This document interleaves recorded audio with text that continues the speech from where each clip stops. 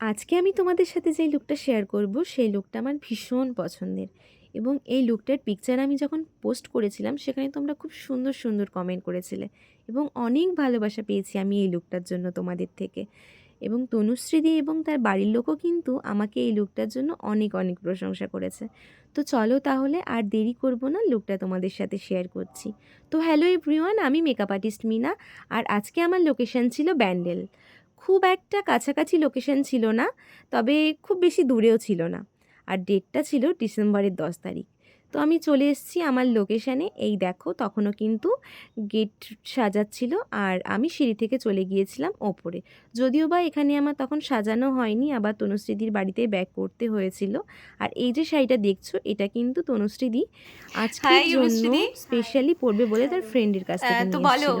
তো চলো তাহলে এবার তনুশ্রীদির কাছ থেকে শুনে নিই তনুশ্রীদি আজকে কেমন লুক চাইছে আমার থেকে। মাঝখানে বলবে না তো এরকম চাই বা ওরকম চাই, পুরোটাই। আমি তোমার ভিডিও দেখেছি, তোমার সবকটা ভিডিওই আমার খুব ভালো লেগেছে। কোনটা ছেড়ে কোনটা বলবো আমি নিজেই জানি না।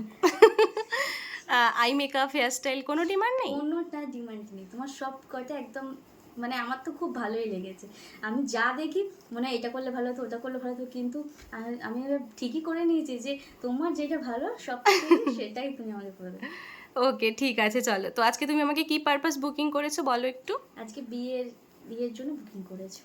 বিয়ে, সেই অনুযায়ী তুমি একটা ওয়েডিং গেস্ট মেকআপ চাইছো আমার থেকে, তাই তো?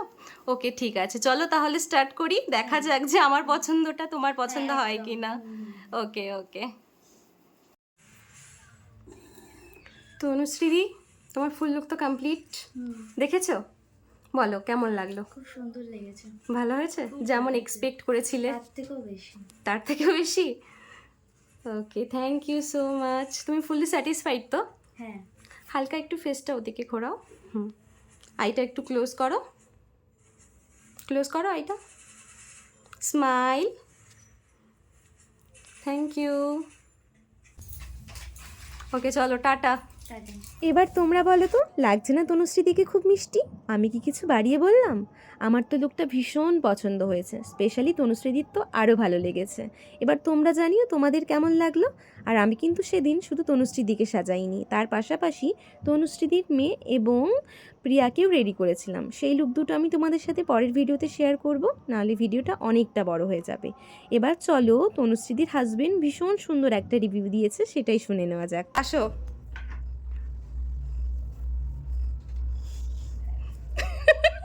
কি করেছো? চেনা যাচ্ছে না আমাকে। চেনা যাচ্ছে না? ভালো লাগছে? হ্যাঁ।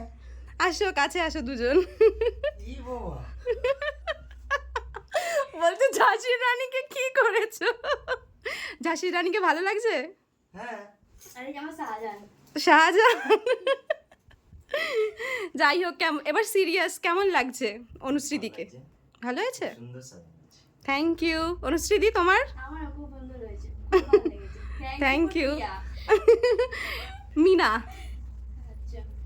ও হ্যাঁ, প্রিয়া তো বলেছিল। হ্যাঁ, তোমাকেও থ্যাংক ইউ। তোমাদের দুজনকে একসাথে খুব সুন্দর লাগছে। তবে আজকে কিন্তু এদের রিসেপশন নয়, হ্যাঁ বলে দিই, আজকে এদের রিসেপশন নয়। আজকে হচ্ছে অনুশ্রীদি, হ্যাঁ, বিয়ে বাড়ির লুক, পার্টি গেস্ট লুক। তাতেই দাদার অনেক অনেক ভালো লেগেছে। ভালো লেগেছে তো? Thank you. ওকে, দুজনে একটু এক ফ্রেমে আসো।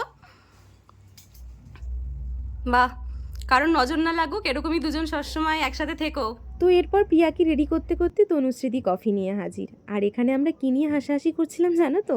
আমি বলছিলাম, এখন যদি আমি গরম কফিটা খেতে যাই, হয় আমার জিভ পুড়বে, আর যদি টাইম নিয়ে খেতে যাই দেখা গেল তোমাদের বিয়ে বাড়ি যাওয়া হলো না। এটা পরে খেলে হয় না? তো তনুশ্রীদি বলছিল, দরকার পড়লে আমি তোমাকে পরে আবার বানিয়ে দেবো, কিন্তু এটা এখনই খেতে হবে। আর তারপরই চলে এসেছিলো এই যে মিষ্টি আর সিঙাড়া, যেটা পুরোটা খাওয়া আমার পক্ষে সত্যিই অসম্ভব ছিল।